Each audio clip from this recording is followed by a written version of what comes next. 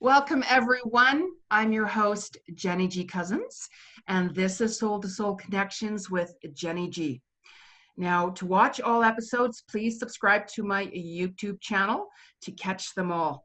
You can also follow me on Instagram, Facebook, Twitter, and Facebook again under Jeni Cousins. So now in today's episode, I will be chatting with Rita and Patrick Farron from the Center of Spiritual Living in Kauai, Hawaii, one of my all-time favorite islands. Now, both Patrick and Rita are spiritual directors at the Center of Spiritual Living in Kauai, and you're soon going to see their extraordinary abilities, personality, and their energy come through for many reasons. So aloha, Patrick and Rita. Thank you for joining me. Thank you for having us. We're so excited. Yes. Oh, I'm so happy to have you. So happy to have you. And as we were just chatting a few minutes ago, actually, Patrick and I were mentioning how we originally met, just to start it off with. So people who know, I went to Kauai and I went a different direction because I was asking Spirit, okay, give me a sign, Spirit, for something that I was wanting to seek.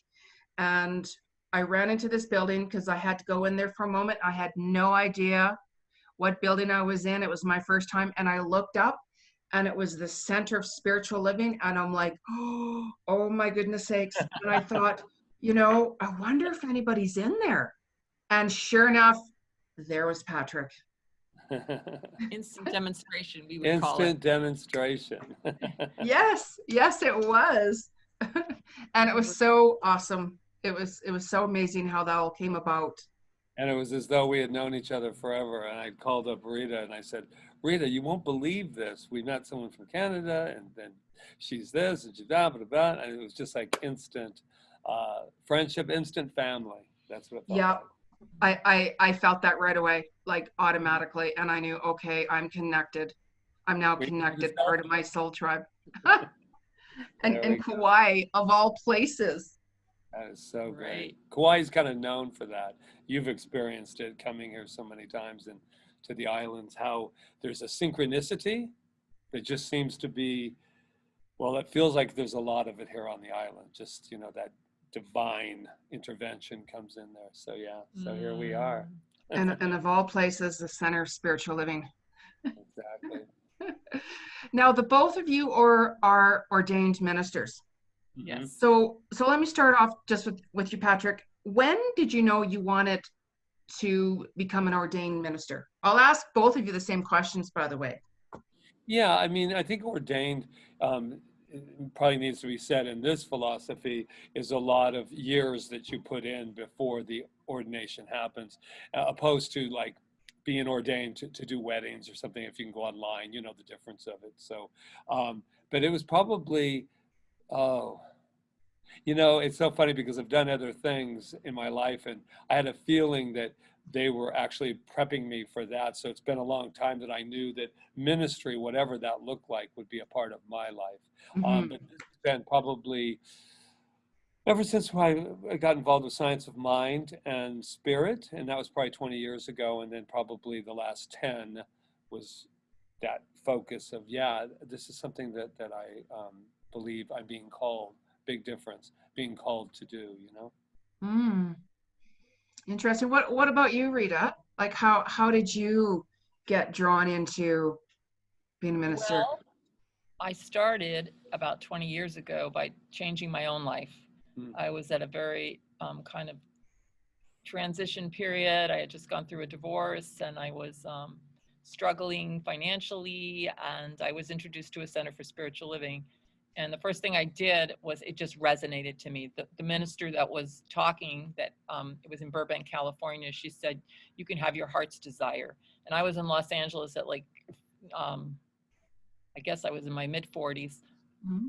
And I was wanting to be an actress. So you can imagine. So anyway, so I started to resonate with the teaching. And the first thing I did was jump into class. And once I jumped into class, I started to improve my own life and started to become more centered in my own life and less of, jumping out of victimhood to being empowered. And so one thing led to another.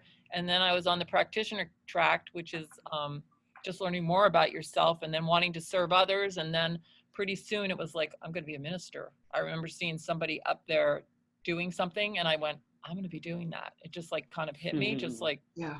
And so, and after that, it was just one thing after another. And here I am on Kauai. And when you become an ordained minister, like Patrick said, it's not like you go to school and you go through all the classes to become a minister, but they don't allow you to become ordained until you've been in it for about five years. Oh, so okay. more. I think it it's depends. more. Because we were running our own center, we kind of jumped ahead a little bit because a lot of ministers don't do that. So what it means is that you've decided that you're a minister for life. That's why you're being ordained. That is, you've decided this is your vocation. This is your calling. Yeah. So I guess first learning about yourself, and then as you learn about yourself, you want to reach out and help other people, right? Well, not everybody though. You know what I mean? Like that's why it's a calling. It's just my calling. That's why we got the call. So, like, what's the process to become an ordained minister? So let's say if I'm like, okay, I want to be an ordained minister, for instance, what would the process be like? Well, you jump into class, and with Centers for Spiritual Living, they have a curriculum.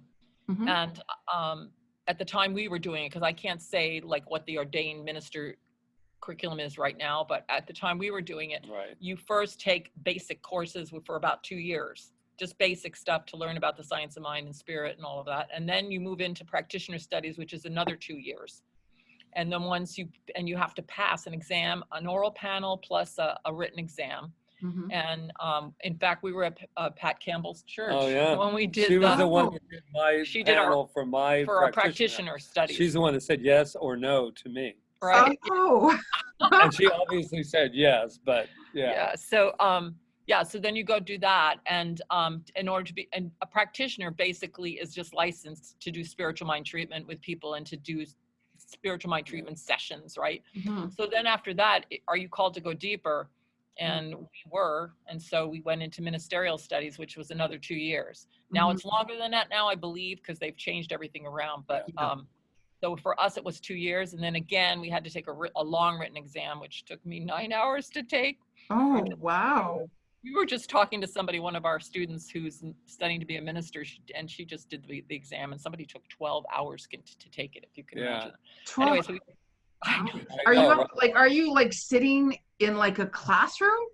Yeah. Well, it was Zoom for them, but we were sitting in a classroom. We were all together in a classroom on computers. So when people say, God. you're a minister, I'm always thinking, I don't think that you really understand how many years, because you realize that before we even did the practitioner, you have 2.5 years, 3 years of just classes before practitioner.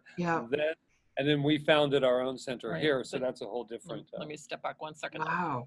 So then we had to go, after we did the written exam, we had to go do our oral panels, which were in Monterey, California at that time. And that was like a week-long intensive.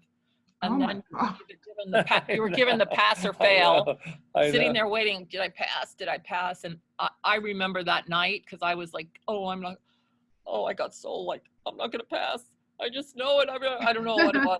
Lots of drama. Then something came over me, and it said, it doesn't matter. You're still a minister. No matter what that's going to look like, that is what you decided to do. And then the rest is history, because we did pass.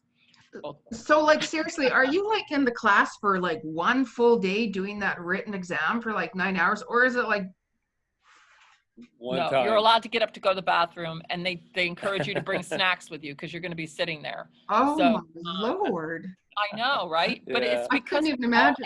A lot of it's essays, most of it's essays. So you're writing the whole time. So Wow. I know. My memory was the guy sitting, the minister, one of my colleagues sitting next to me he brought in a large keyboard.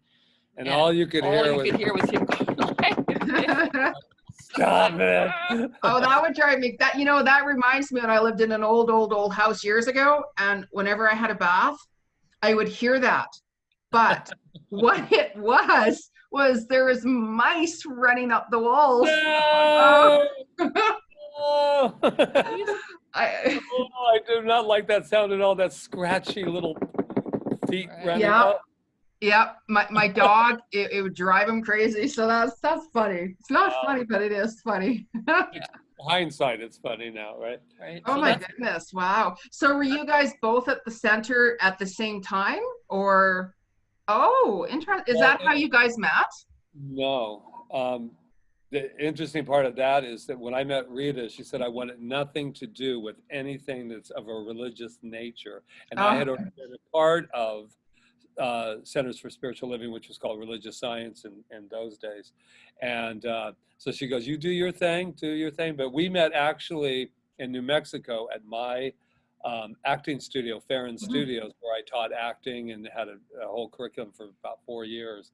And then Rita came and worked, and she also studied with me. So I met her as a student.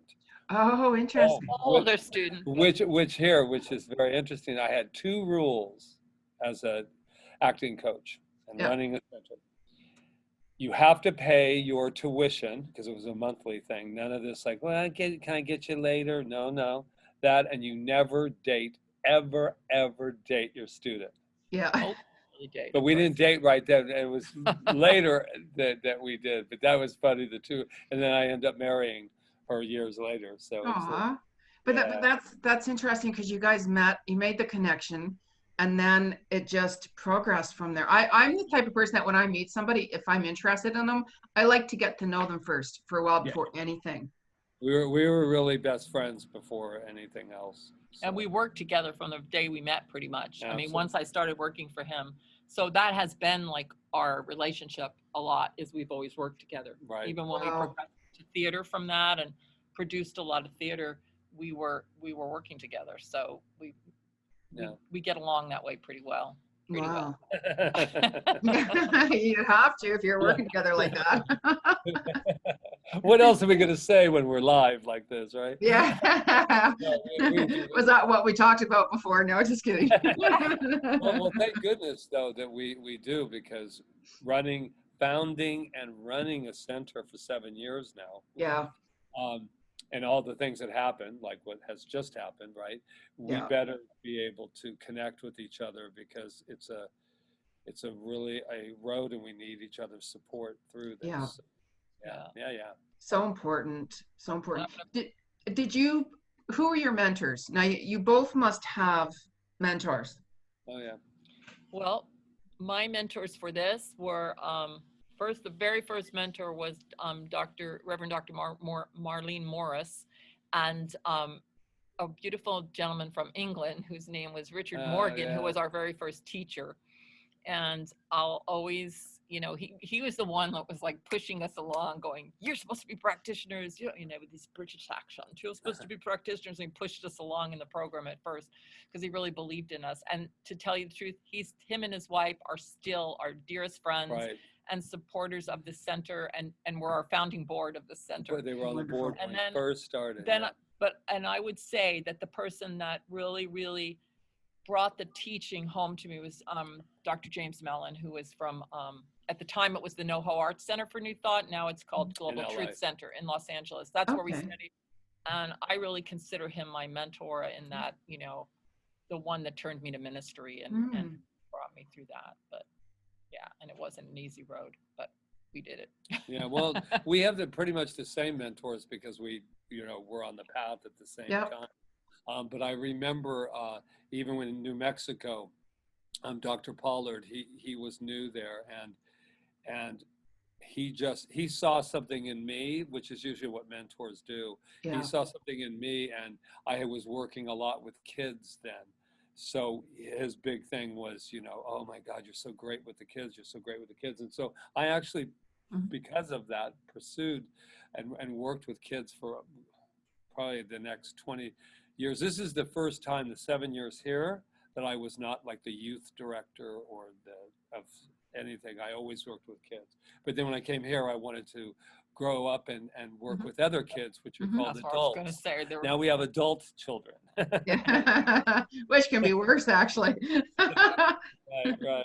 We always say we never had children together because we met later in life, but we have 100. Now we have 150 and 200 kids running around now. So for sure. When did you guys move to Kauai? 2000. 2013. Oh, it wasn't that long ago then. 7 years. This is 7 We're years. going our 7th year. Yeah, 7th year, right in March and July is when we actually opened up the first service. And have Oh, done them. wow. Yeah. So 7 So, years is kind of for ministers and for founding, because we knew no one when we got here. I mean, mhm. no one. So we kind of came here and said, oh, there's this thing called science of mind. And they were like, science of mind? What are you? What? So this island, as you well know, you have to build trust. Just Yes. like I did in New Mexico when I opened a studio. They're always thinking you're coming from the big city to come get us, and there they are. And so we had to really we just continued to be who we were. We weren't Mhm. trying to sell anything. We never tried to sell this philosophy, still don't. We just try to sell empowerment and sell Yeah. who you are. And so anyway, because of that, I think that's why we grew, is because we just did what we did best. Yeah. Yeah. And it just came naturally. So you weren't offered the job before going, obviously. You just went there and say, okay, we're moving to Kauai, and Yeah, that's a surrendered process. it.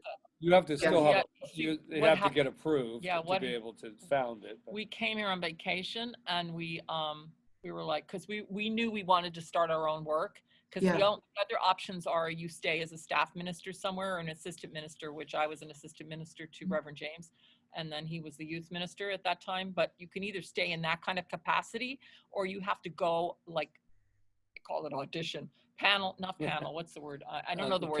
Candidate for a ministry. Like, a ministry will come open, and you have to go into this candidating process. And we didn't want to do that, because we didn't want to take over somebody else's ministry, because we're Yeah. Yeah. Yeah, that's a real tricky thing when you take over. We're cultural creators. I mean, we're people that have like a vision. So then you have to found your own. And like Patrick said, it's a process to do. You don't just go in and do it. You have to go through the major organization, the home office, and get approved, and get approval, and fill out and do your business plan, and form a corporation and all of that. Yeah. Which I think people don't realize a lot when they're here, because they think that somebody sent us here, you know, and to open it up. But that's not how this philosophy and this way of life of science works. You go there, you create it. Your salary comes from you creating a center that has a salary. So you become the great part of it. What, like Rita said, we're cultural creatives. So that's the wonderful part of it, is that, we get to create what we believe in, and we move very fast. So meaning that we're always birthing a new idea. So we're like, okay, I got another one. Sometimes we have to slow ourselves down, because there's so many ideas that get birthed. Yeah. So. Well, I mean, which is really good, because so many people can get stuck. And I mean, I believe all of us are teachers, and we all have, energy and love to share with other people with our own gifts. Absolutely. So every day I learn something new. And that's what that's what our job, if you want to call it a job, is to inspire you to give your gifts, whatever they may be, so that you have the confidence and the spiritual awareness and the consciousness that you can trust yourself to be who you are. That's what I mean. The other thing with this philosophy, which is great, is that it doesn't teach you, it teaches you how to think, not what to think. So that was the thing that hooked me when I always felt like I knew this philosophy, because it's a way of life and not a dogma. So, but I do love the idea that what we teach is, how can I think in a way that inspires me, that allows that inner divine urge to come through in me. Not, if you think this way, then this is how it'll all work out. The moment that somebody tells me you have to think this way is when I go quickly to the door. Yeah. Yeah.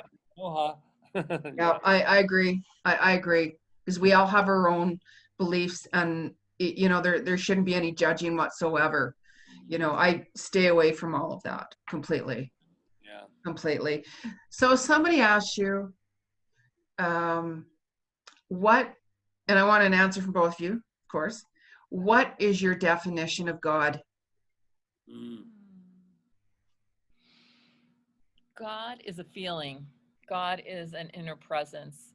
God is who we are, expressing as ourselves uniquely. Like we are an individualized expression, a point of consciousness of God. So it's nothing outside of ourselves. It's an indwelling presence that we get to express. And it's always there for us. And it's powerful. And the more we get to know that place within ourselves and that expression of ourselves, the more powerful our lives will be, because it's like we let God out. Mm-hmm. Yeah. So that would wrap it up for me. I mean, love that. And with me, we have kind of a, you know, we're going to go there with the I am thing. But do you remember the phrase when we were little? I don't know, maybe or maybe not yet, when your parents or somebody would say, "Who do you think you are, God?" Yeah. Well, that is what I believe that we all are. So Yeah. I've said that at many times. I am God, because how could you not be if that's the breath and very breath that I'm breathing, and the individual expression of it is Jenny and Rita and then Patrick. That's the individual, but in reality, we're all the same source. Yeah. So it's a very tricky, because when I say, you know, I am God, I mean, you can imagine, I mean, even last weekend, somebody joked with me, they go, "You are aware that's blasphemy, don't you?"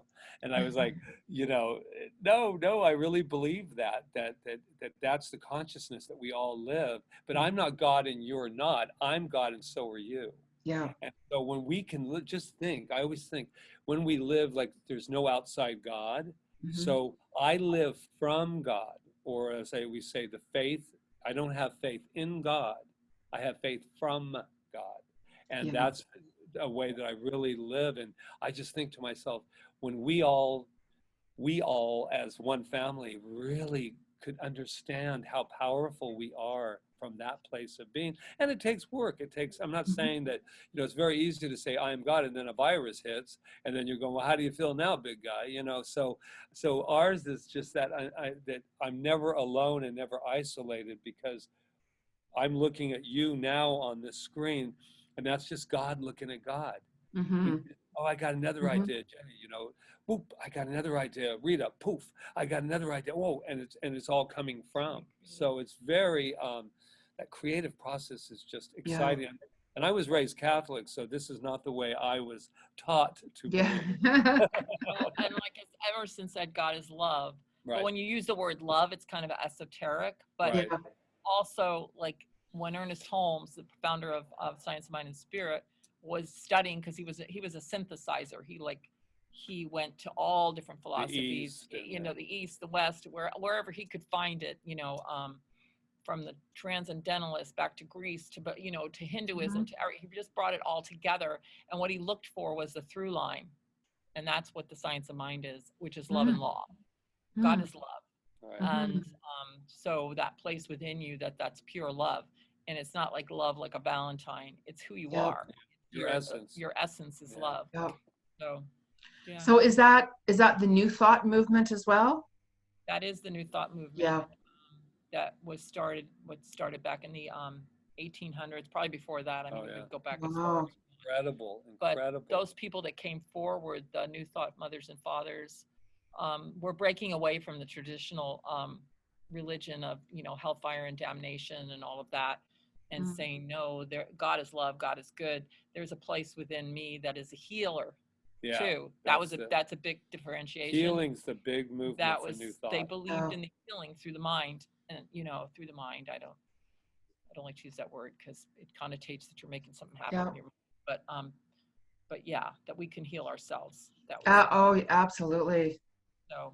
And now we're finding that out scientifically, right? That we're totally equipped to heal ourselves. Look at the quantum. They were all quantum physicists. And now look at it. Now this is, oh yeah, do you know about the quantum? And I'm thinking, they knew about it in the early 1800s. Especially the women. The women were just about ready to do a class on spirits, and it's called Spirits in Rebellion. And these power women, you know, way before women even had any power, they were saying, I got some power for you. Do you know I'm a conduit for spirit that moves through me, and I can heal just by my word? I mean, they had the audacity to speak like that. And now we're kind of like, you know, I mean, they had to go down in basements and talk to, you know, and Yeah. this is what we believe.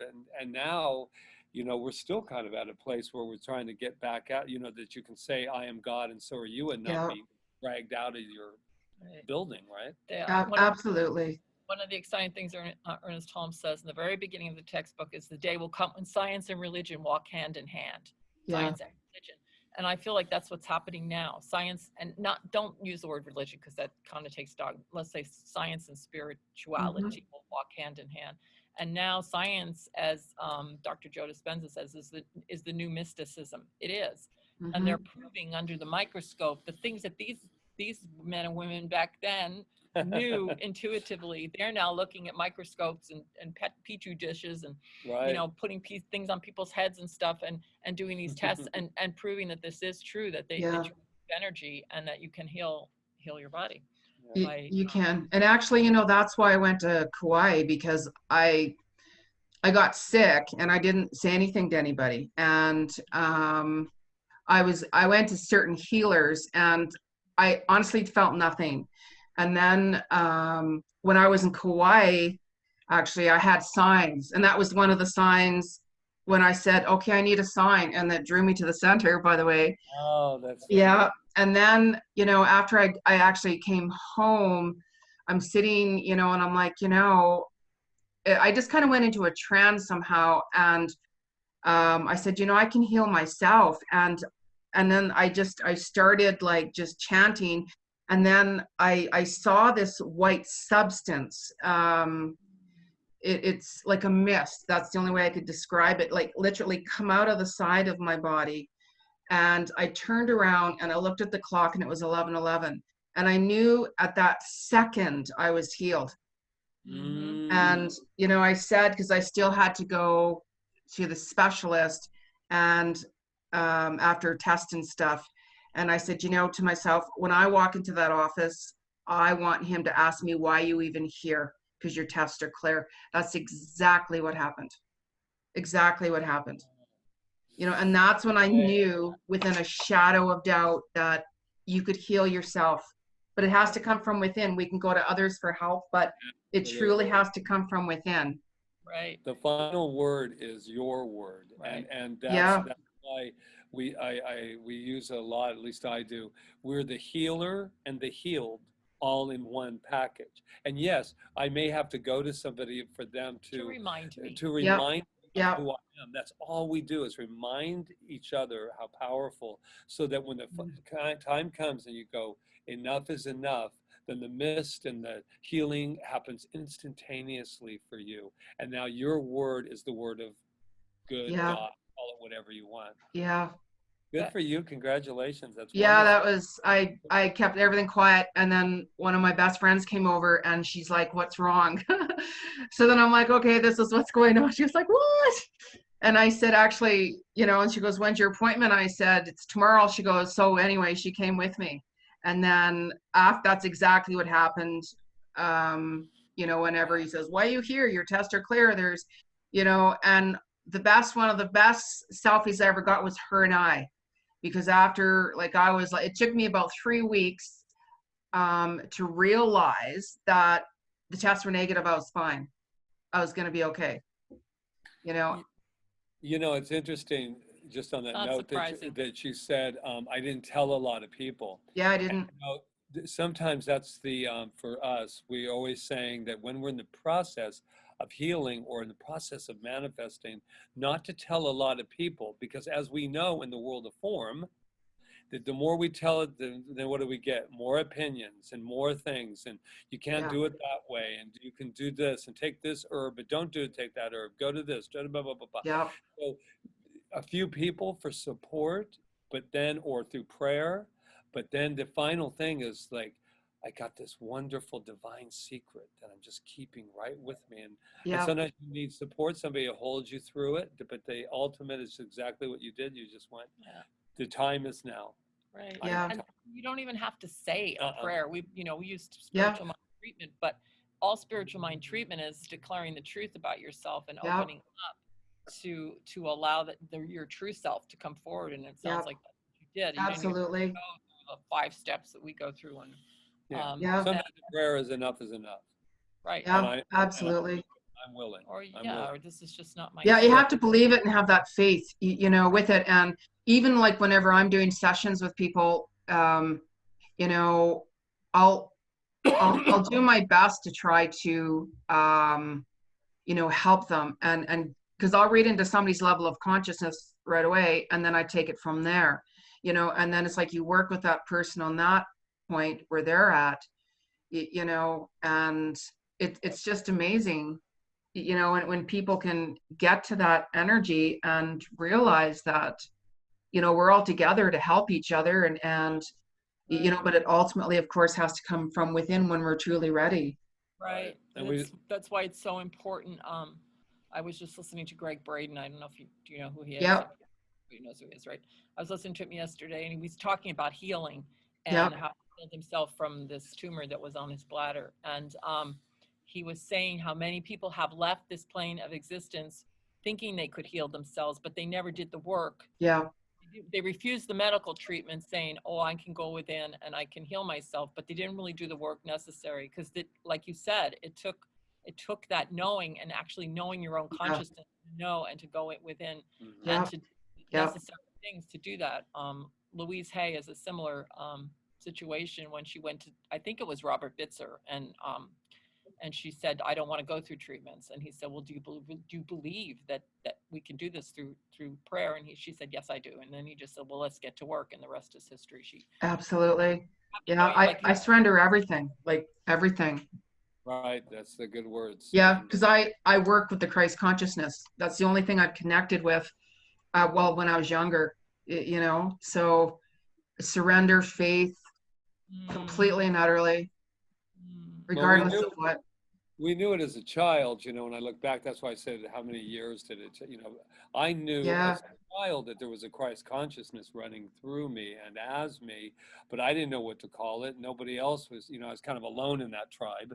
And so, but I didn't know what it was. I didn't know what it was, but I did know that it was special and that there was a contact I could make, but I didn't have a name for it. So I went on the path of living life like everybody does, and listening to the outside world before listening to the inside world. And so if we can help one another, you know, to get to where we're all going, and that's back home to self, then we're doing, then our purpose is clear then. Yeah, it truly is, you know, and I remember I've had a few near-death experiences myself, and one of them, I can see it as clearly as the second is actually when Christ came to me right in front of me, and I'll never forget that.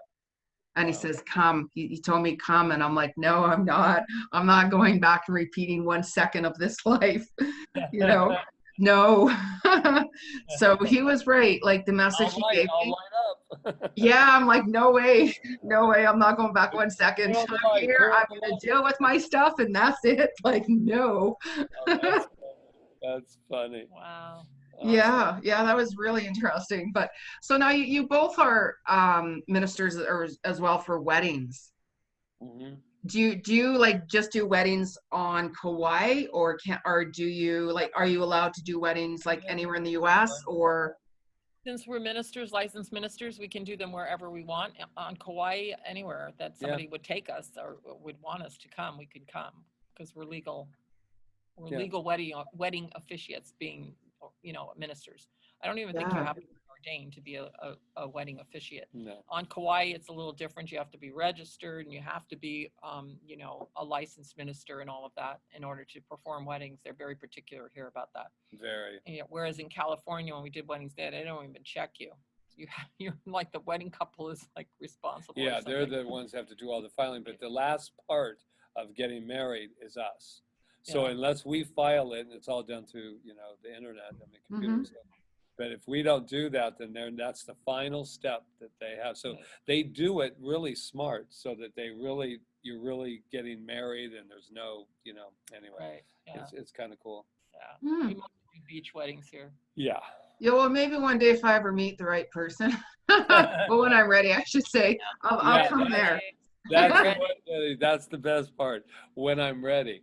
I'm open, but I don't care how long it takes. It's Yeah, got to be the right connection. If not, forget it. well, I met her and I think I got, when did we get married at 40? Was 42 when we Yeah. even started that, so, and I was at the point where I said, I love telling this because everybody thought, I was like, when I was in New Mexico, they were like, oh my God, Patrick is such a nice guy. I wonder what's wrong with him. He's never been married. And I'm laughing because I said, so if I was divorced 3 times, Yeah. I would be in the clique, I'd be in the tribe. But since I was single, you're going, oh, I wonder what's wrong with him. Yeah. He's Yep. so nice though, doesn't he? I wonder what's wrong with him that he's never been married. And Yeah. and that's when I got married, when I said, you know what? I don't really care if I ever do get married. I'm really Yeah. content with me, and I Yeah. can spend my time with me. I mean, it's not, I was never alone. I dated and did Yeah. it all. But I'm talking about, I'm okay. And the moment I said that, like, I don't care anymore, it's really, all of a sudden, Surrender. Yeah. yeah. Yeah, absolutely. So now what is the mindful men's treehouse, Patrick? How did you know about mindful men's tree? I do have my ways. Well, well, first of all, I'm fascinated with tree houses. Oh, It's the thing that I never had as a kid, so of course you're fascinated with it. Someday, who knows, I might have an office that's all built in a tree. oh, But you're the perfect spot for it. exactly. So no, the Mindful Men's Treehouse is where the men come together here, and it's once a month, and they come together to discuss whatever's going on. It's really a basic of go around, they check in, and then the second part of it, they have sometimes based on what was said in the message on Sunday, but the other time is what's happening for us currently, and just allowing that to come forth. Mm-hmm. So it's nice to I had it when we were in LA, and we started again when we had this center. So Nice, nice, men's group. nice. And I know, Rita, you're working with the prison system with a labyrinth. Can you explain more about? Well, that was what I did when I was in Los Angeles. I haven't been able to bring it to Kauai. I haven't made an effort really to get into the prison system here, and it's totally different here. So Yeah. when I lived in Los Angeles, a fellow practitioner and I, before we were ministers, we built had somebody build for us a rug labyrinth that was built on indoor-outdoor carpet. Wow. And we had a friend that was a facilitator. What do they call them? Arts and corrections in the prison in in Norco was where it was. And so we brought workshops. Patrick and I brought workshops there, but then we started a labyrinth program there. And so we would go in every month with this rug, go through security. It was so weird. And they but it's interesting because it was a prison with 4,000 men in it. But we only had like about 18 to 22 men that would come to our labyrinth walks and love them. And we would go to the upper yard and the lower yard. But all the other inmates knew we were there. They called us the rug ladies. Oh. And but we basically used it as a form of meditation, walking meditation, which is what the labyrinth is, and setting intentions. And then we would have these, discussions after, and it was transforming for them. Yeah. And these were guys that had to be in good, they had to, I don't know what the word is. Good behavior. Good behavior, yeah, to be able to take part in these programs. As it were. But I hope so. right?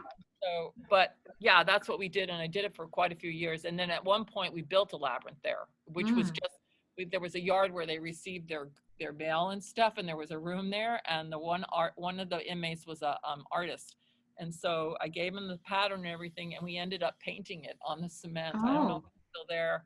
And they wrote some beautiful inscription, remember? Oh, nice. And yeah, but we did a lot of programs in the prison. The Labyrinth was just one of them. We did a one-man show program there, which we do here, called Flying Solo. And that was where we birthed it at the Norco prison with 21 inmates. Very popular here on the island. And so what is Flying Solo, basically? That's actually one of the questions I was going to ask you as well. It started in the prison system. And it's basically, you take a snippet. It's a process, 6 weeks. And you take a little snippet, you go through a timeline for yourself, and you find an area that you've somewhat processed, because you only get, what did we give them? 10? 10 minutes. They only get 10 minutes per person, and there's only 8 allowed. So, and then we have an evening at the end. But they basically go through this, and there's such resistance because they go, how could I possibly tell my life in 10 minutes? And I'm saying you actually can. And Yeah. it's not about your life, but what is it that you want the audience to know about you that you can help through your processing your own stuff. And I'm going to tell you, Jenny, it is amazing.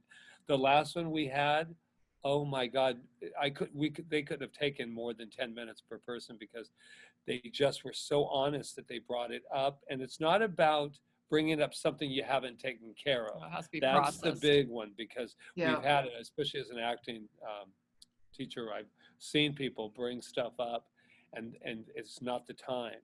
But you have 6 weeks with us, and we're wonderful guidance between us being ministers and psych background, but we're also acting background. So Yeah. we're able to really cut their stuff so that it's yeah, and yet it's not about acting, because usually Not the about people that acting. take it aren't actors. Yeah. And they process like pretty traumatic events in their Yeah. life, like some of them are processing a rape that they might have had, or child abuse, or something dark in their life. It could, coming through alcoholism, different things, and then they can be just little fluffy things too. It doesn't have to be a One dark. found out he had a kid 4 months, and that's 45 years old, and he just literally, and he did his story, and there was all these little nuggets in there that you were like, whoa. Yeah, so they have to be willing to process it, though, or have processed it, or be willing to process it. Yeah. And we've never, I think once we lost somebody because they wouldn't go through the whole thing. They've Yeah. all threatened to. Usually They out of always the threaten 8, at they the always end. threaten, like, we're not going to I'm do not this. going up in front of anybody. And then they go up and they do it. In Yeah. fact, before the pandemic happened, we were supposed to go to LA with it. We were going to start a pilot program where we would do an intensive weekend with starting on a Friday night and then performing Sunday night. And we had it all booked and then this happened. So. But just think, you know what though? Just think when all of this calms down, how many workshops you are going to have to really help and heal a lot of people. You know what I mean? So. Right. So yeah, a lot of people, we were saying, it was interesting. Before this happened, we were expanding, and we fit about 120 in here, can fit 120, but we started buying more chairs because we were expanding so much. I said, wow, we're expanding.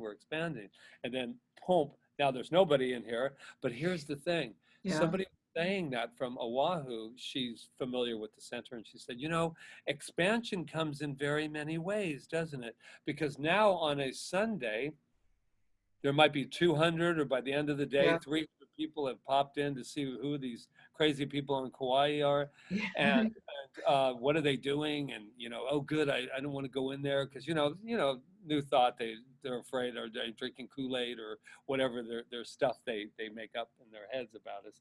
But now we're out there, and so she goes, who knew that when you open up your door, you'll probably have people that just got to know you through the live stream on Sunday. Absolutely.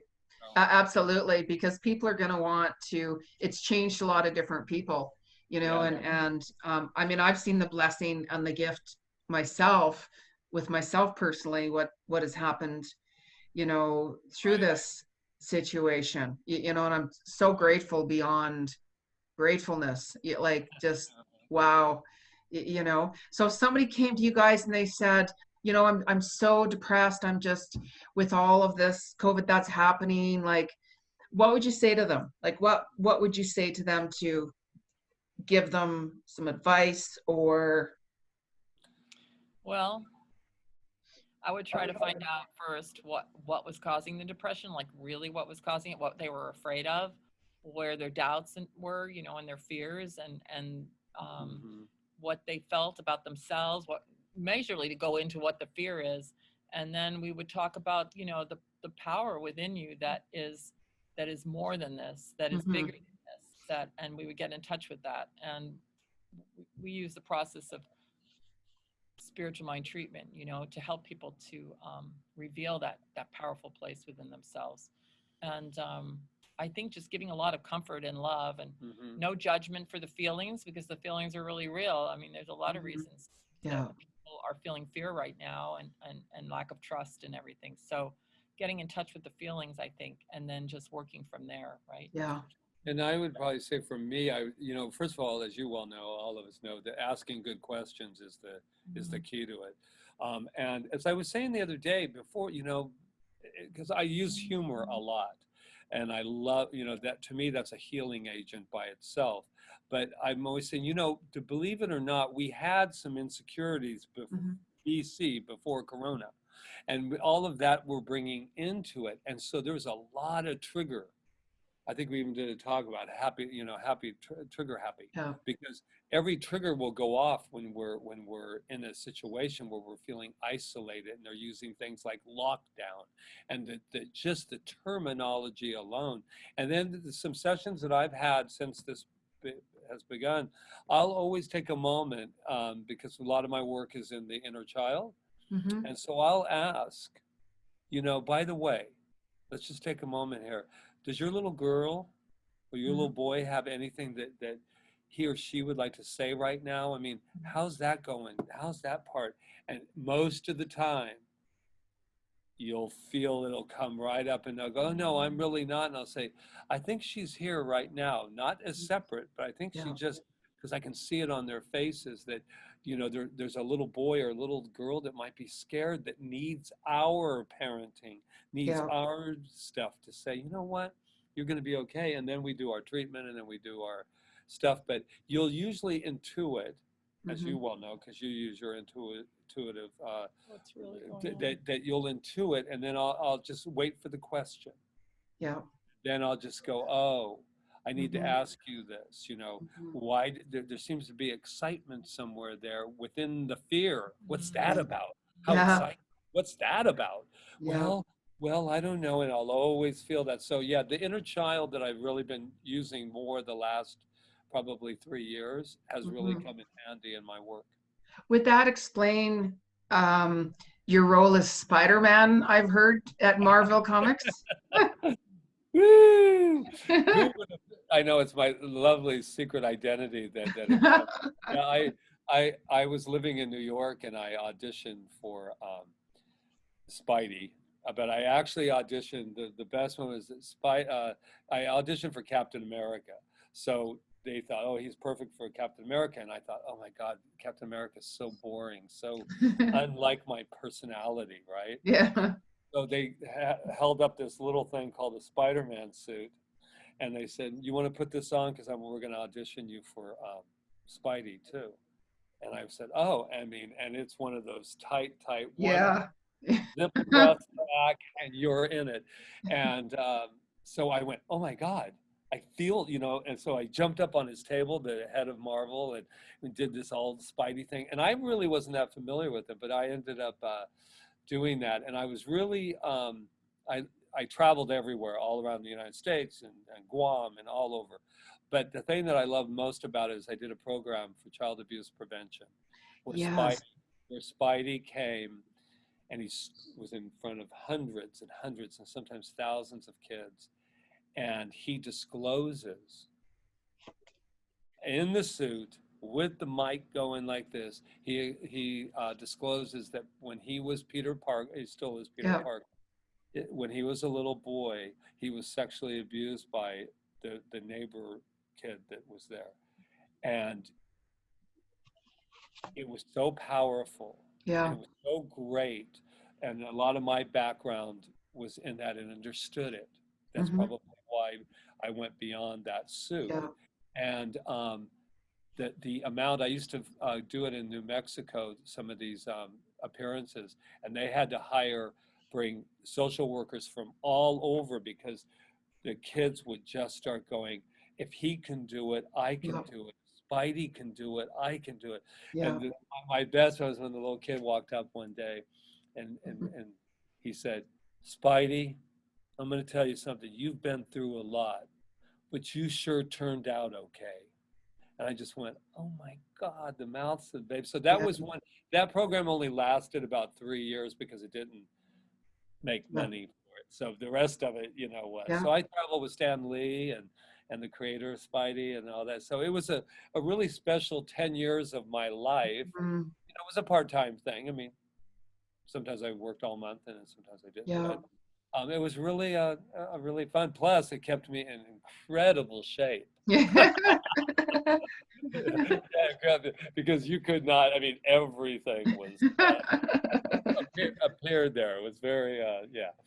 So yeah, it's a good memory of my life. I bet. I can imagine, and I mean I can already feel that energy of you helping to heal a lot of, you know, kids and even adults, and bringing their awareness out that, okay, I have to address this now somehow, you Right. know, and that's Oh, powerful. That's thank you. powerful, because you both were like producing, acting, directing, and how did you find that it served the foundation of the center?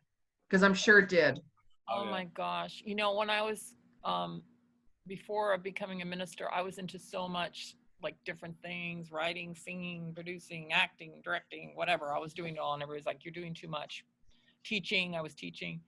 And why are you all over the place, blah, blah, blah. But now I see how that's all come together. So I would say, let's just like one thing, like our producing background, every Sunday we're producing a show, really, right? It's a spiritual show, but it's a show, and it has all the components Mm-hmm. of producing in it and bringing people together and Yep. making sure it looks Music, good camera, and all of that. So I would say all those organizational skills that we had and the ability to stand in front of people and talk and it's all come together as far as I'm concerned to really serve. I feel that I'm a lot more confident because of it.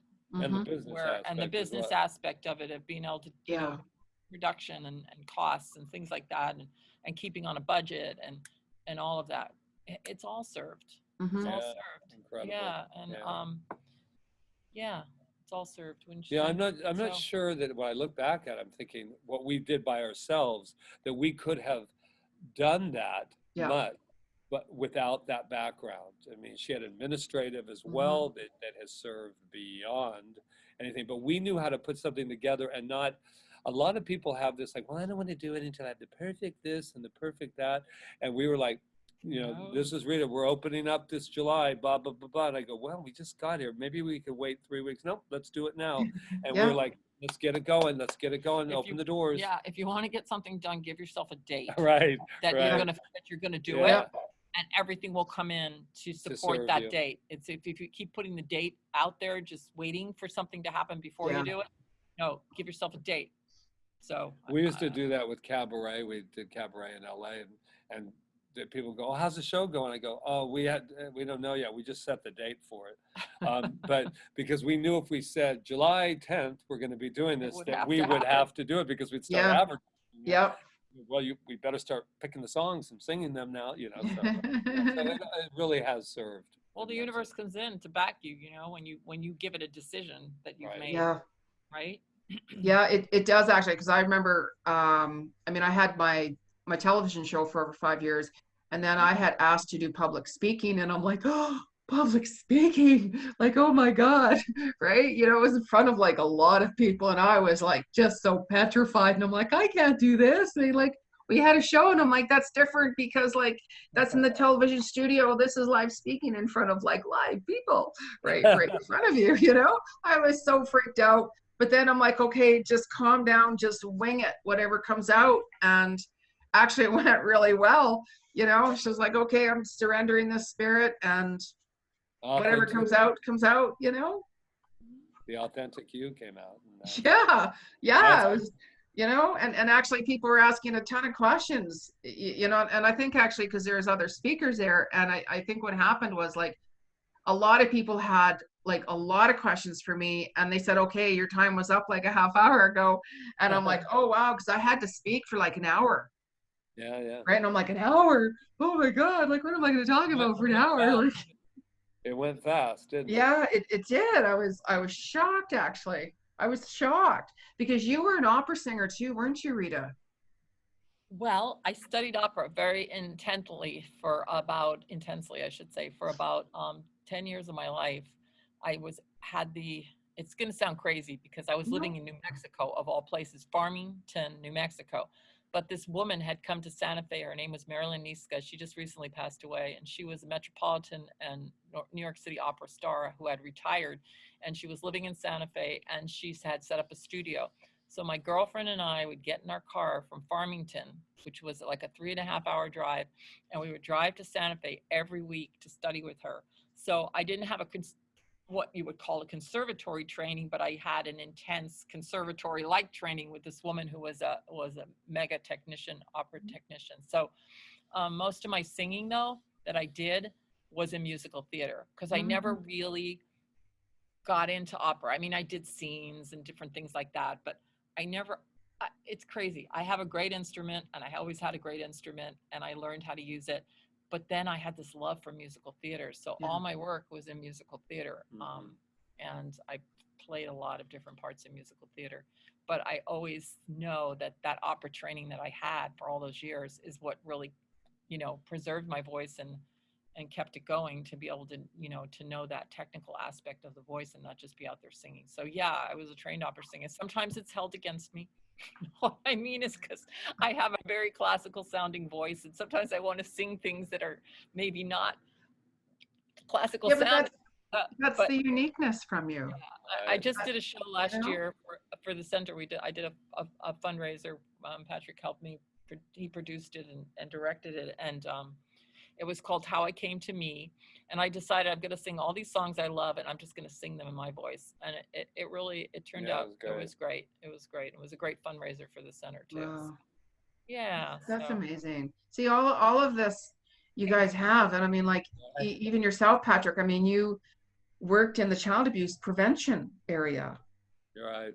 Yeah, it's always been always called to me, and I've always been great with kids. But something that keeps ringing in my ear is something you said, and that was about the work that I did with kids really supported the parents, and that was so true, because I'm positive that they saw in what I was saying in themselves if it had happened to them. Yeah. And so the healing that needs to take place. And so that's been a really strong thing for me, is to be able to work with kids, especially in those formative years, and to let them know to release some of that shame that comes with abuse of all kinds, either verbal, sexual abuse, and physical abuse. There's so much shame wrapped around it. So it's nice I always feel blessed that I honored that part of me that said, you can really benefit these people. And by first of all, I never do anything that I don't open up about myself, even in classes. We do a lot of inner child workshops there, and I always start out by asking permission from my inner child. Can I tell the story of when you were with your dad and blah blah blah? And that my inner child feels protected now and feels safe with me, but I always ask permission. But I always, in vulnerability isn't you go ahead and do it first and then I'll go ahead and do it. What I do is I open up first and allow that to be that opens up a room or opens up the people. Yes. And then you say, now, I'm not just up here talking about it. I'm up here, I've already opened myself up. Yeah. With the risk that you might judge me or judge my mom or judge, my family because of what I just said. So yeah, I feel really great that I'm reintroducing inner child work too. Yeah. To a group of people that thought that they already did it, but they realized they really didn't. It was just kind of a fun thing to do in the 80s, but now there's it's a real essence that lives within us. Yeah. Not a separate personality, but an essence that lives and wants to have a voice. And so I feel blessed to be able to add, that's the other thing, to add ministry in with that is just great. Yeah, it's a great combination, a truly great combination. I mean, even with myself, it's like, even if I help even one person a day, absolutely, that one person, you could change their life. And when you change that person's life, they can change others. And then it turns into a world collective consciousness together, and that's why it's like all of this work and all of the gifts that each of us have, we all can can heal the world when we're Yeah. open and ready to surrender with unconditional love. I mean, even when I do prayers every night, and one of the first prayers I do is to pray for the people who are living in the darkness, who don't see the light, who don't have any unconditional love or compassion towards others. I ask for them to see the love and the compassion in others first, because if we can switch the darkness into the light, problem solved. Right. And the best way to do that is to be the light yourself, and that way they can see. I always say, even if it's a pinhole, they say, I have no hope, I have no this, and that's how low they are in the degree of consciousness. I say, well, can you believe that there's a pinhole? A pinhole. Or we say as practitioners, they say, I don't believe what you're saying. And I go, that's fine. Can you believe that I can believe it? Yeah. 100%. And they go, now that I know that I could sit here with you knowing you can believe it 100%. I said, well, then that's all we're going to start with. We're going to start with, I believe it 100%. I see the pinhole of light, and then let's go from there. And I think that that's something that we can all give to one another. Yes. This idea of, let me be the example. And then when we can't be the example, we have people to go to as well, right? That can nurture us during our fearful times or our stuff. Yeah. Absolutely. Because you're both writing books currently, I've heard. Yes. Well, I completed one book called This Thing Called Treatment. It's on Amazon. And then, Oh, nice. Just recently?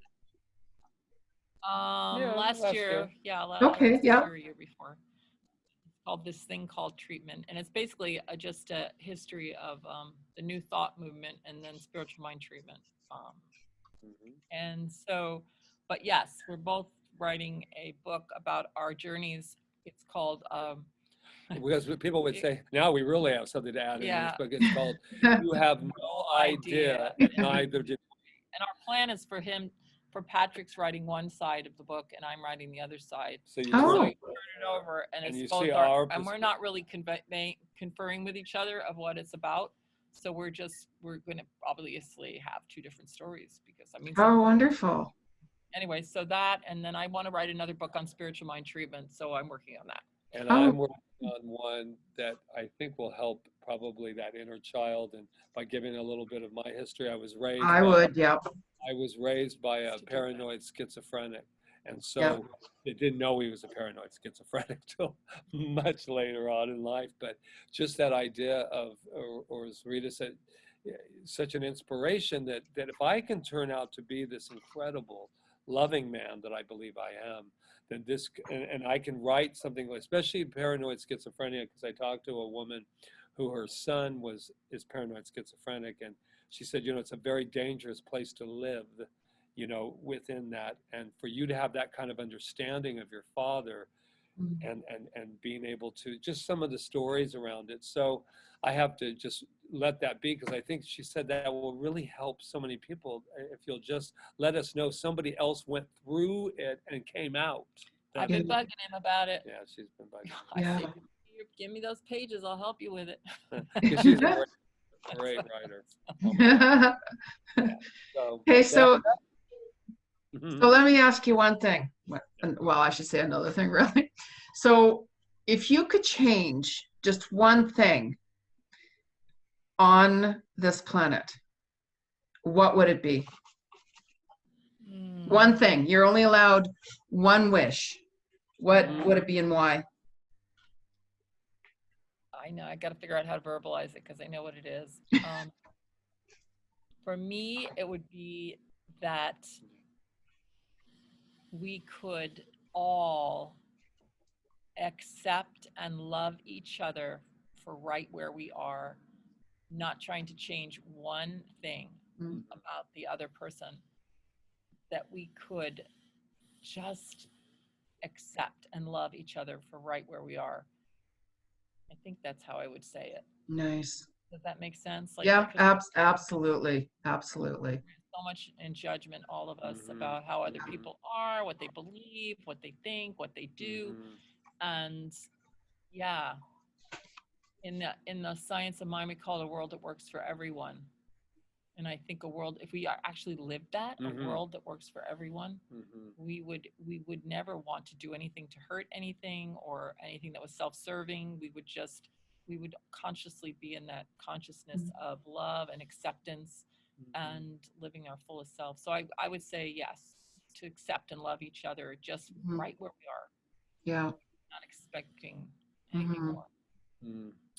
There's what just came to mind, first thing that came to mind just automatically was self-love, because I believe that that's the only way that we will ever change anything.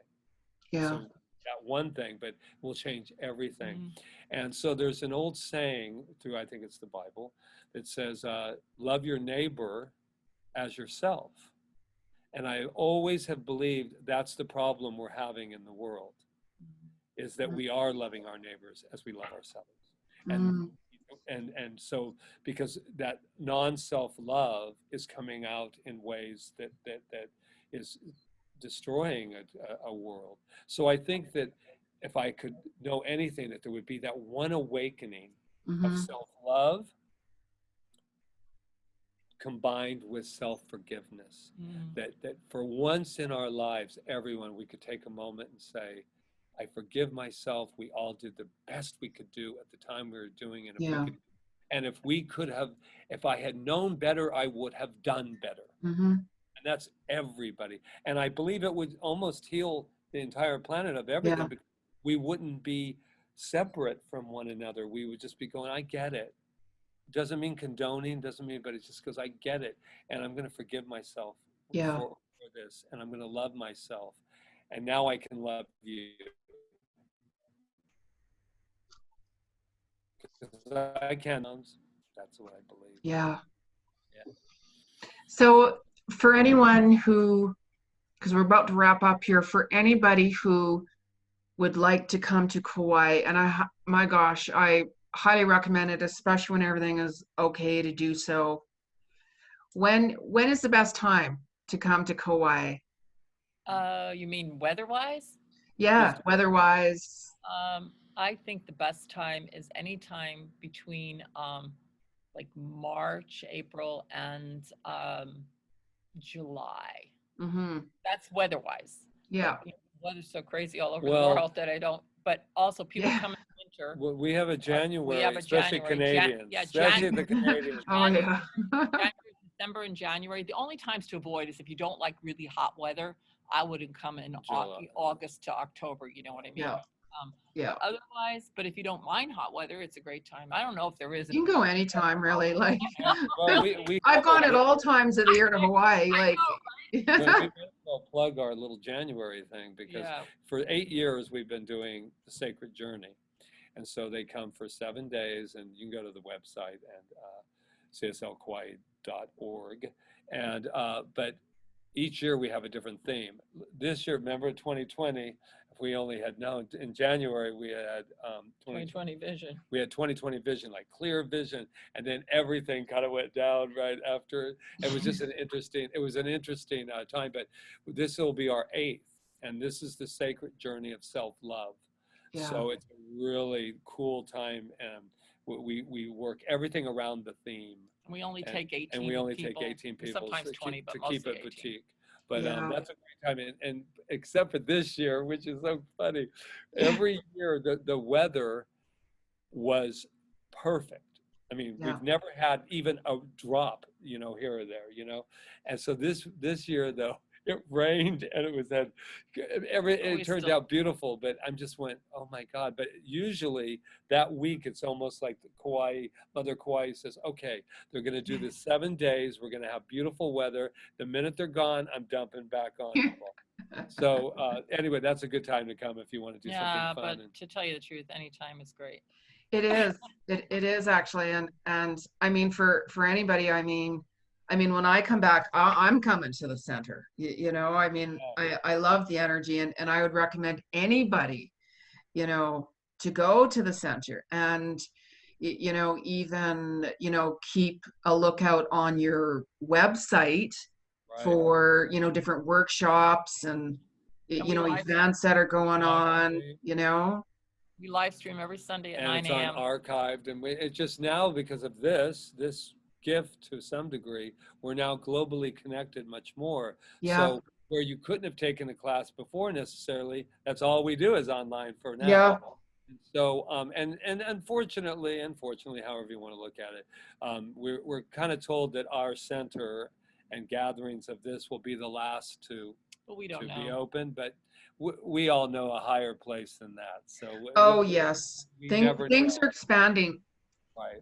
And I believe they're putting us where we're supposed to be. I mean, even I was going to take a class in January. I had a vision board, you know, and I rewrote it in January. And then all of a sudden, all of this pandemic started. And I'm like, well, and I'm like, well, maybe I could take it online.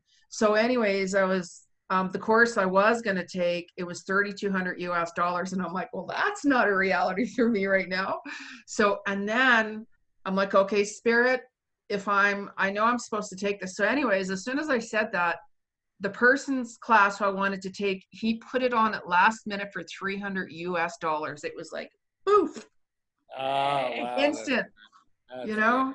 And instant demonstration. Yeah. yes, and it's really intense. I've been doing it every day, and I wouldn't have been able to put all my time and energy towards this, Absolutely. you know, if none of this would have happened.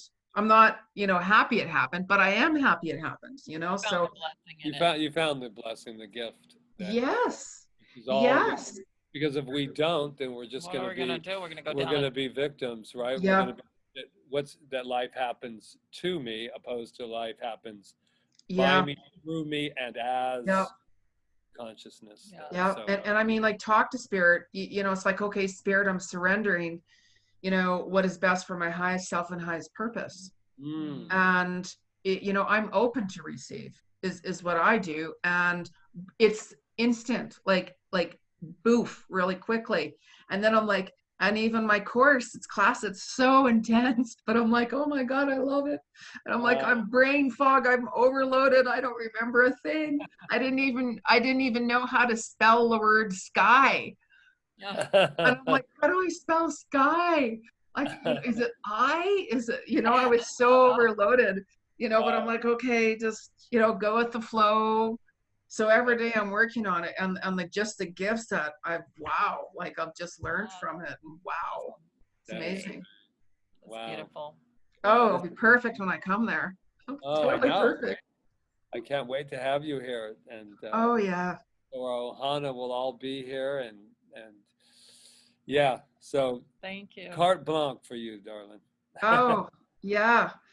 You know, I'm really looking forward to it. Not sure when, of course, when Spirit wants me to go, but I know I'm coming back. That's 100%. I miss it because this is normally the time I go, March, April. Right? So it's like, okay. But I even have my water bottle here, my Hawaiian. Yeah. Oh, yeah.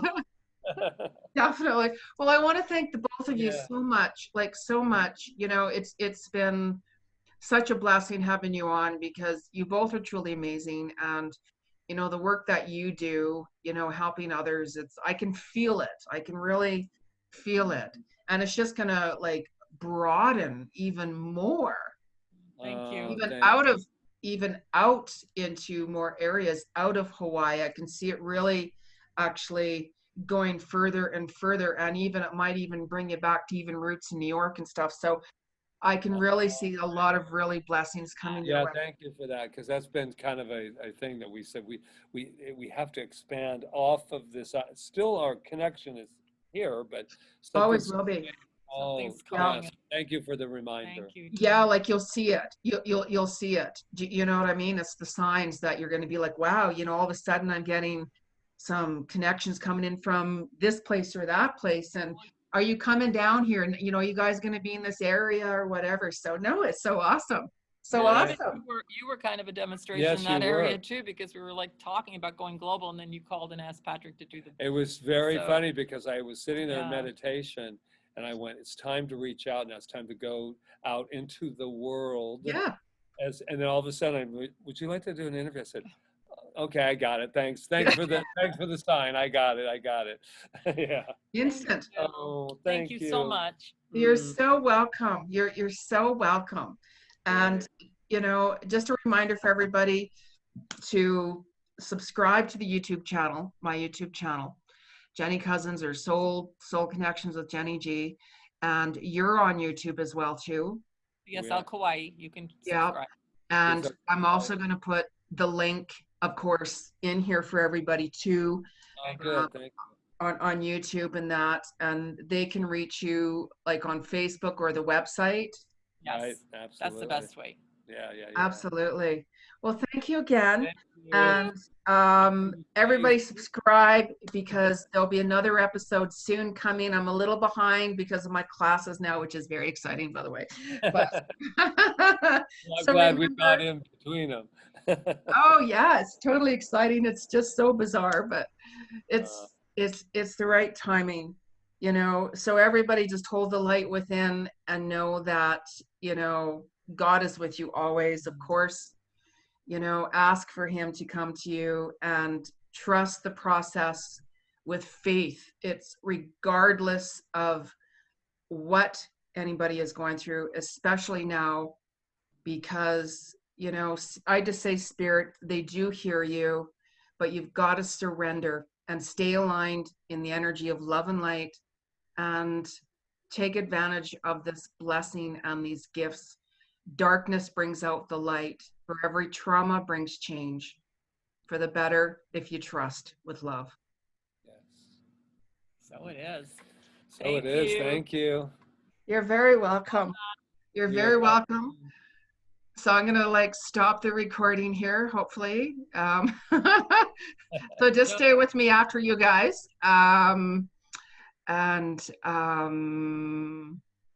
Yes, let me just check.